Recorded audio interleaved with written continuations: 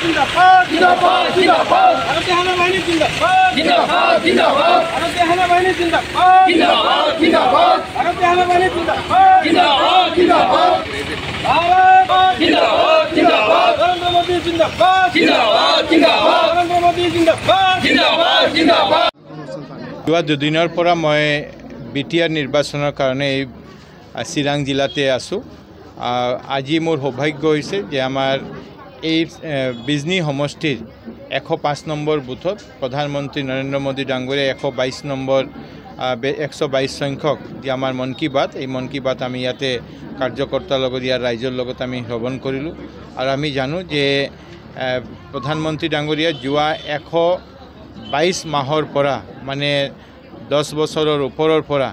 যেতিয়া election Lok Sabha election নাথাকে সেই সময়টুকুখিনি বাদ দিলে বাকী প্ৰতি মাহৰ শেষ ৰবিবাৰ তেওঁ ৰাষ্ট্ৰৰ উদ্দেশ্যত দেশবাসীৰ উদ্দেশ্যত তেওঁৰ যে মনৰ কথা আমাৰ ভাৰতবৰ্ষৰ মানুহৰ ভাৰতবৰ্ষৰ বহুত অজানা কথা ক'ত কি চলি আছে এই কথাবোৰ আমাৰ সন্মুখত তেওঁলোক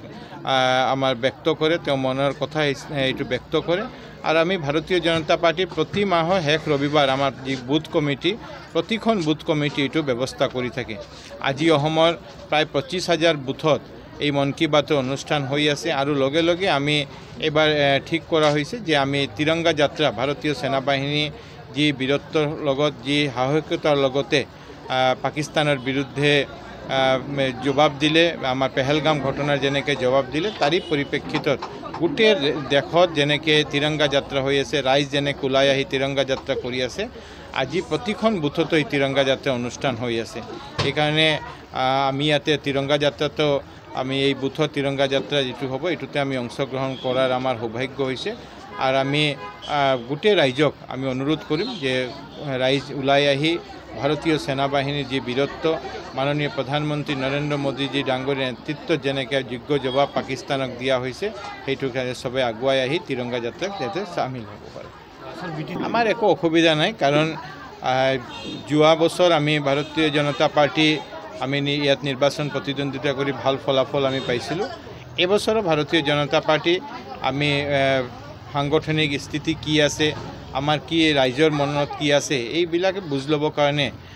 5খন জিলাতে 5জন মন্ত্ৰী আৰু 5জন দলৰ জ্যেষ্ঠ কাৰ্যকৰ্তাৰ ইয়াত দায়িত্ব দিয়া হৈছে। এই চিৰাং জিলাৰ দায়িত্ব মোক দিয়া হৈছে। যোৱাকালি আমি আমাৰ পাৰ্টিৰ 4টা মণ্ডলৰ কাৰ্যকৰ্তাৰ লগত আমি কথা পাতিছোঁ। আজি আৰু 3টা মণ্ডলৰ ৰাজ্যৰ লগত কথা পাতিম।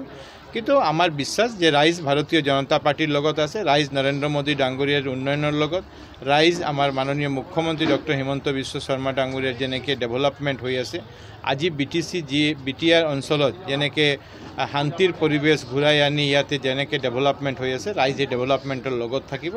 আৰু অহা নিৰ্বাচনতো আমি দেখা পাম যে ভাৰতীয় জনতা পাৰ্টি প্ৰাৰ্থীবিলাকে ইয়াত নিৰ্বাচিত হ'ব।